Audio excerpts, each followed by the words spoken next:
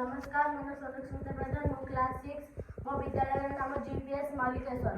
मो प्रोजेक्ट नाम होची जैविक गढ़ी बा बायोलॉजिकल क्लब। मो प्रोजेक्ट उद्देश्य समय सठिक व्यवहार करी शरीर को सुस्थ रखा। शरीर को सुस्थ रखा आम शरीर थिबा अभ्यंतरीण अंग गुड़ी केउ समय अधिक सक्रिय हो जाए ताहाको मु जैविक गढ़ी उल्लेख करछि।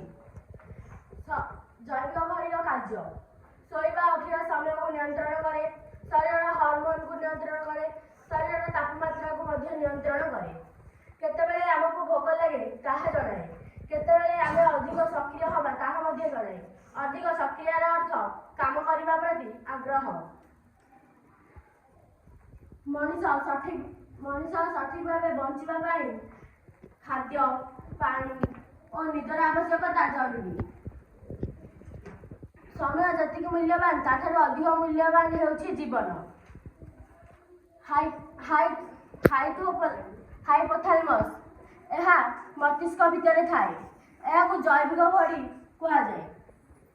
एहा नर्वस सिस्टम को और एंडोक्राइन सिस्टम को नियंत्रण करे। एबे मो प्रकल्प आरंभ करूछि। एहा हेउछि फुसफुस। फुसफुस 3 सकाल 3 रु 5टा मध्य यार जीवन शक्ति रही थाए।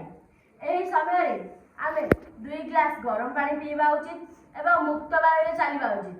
यही समय शोवा देह पाई क्षतिकारक अटे। यह हेउछि बृहदंत। बृहदंतर जीवन शक्ति 5टा रु 7टा मध्य रही थाए।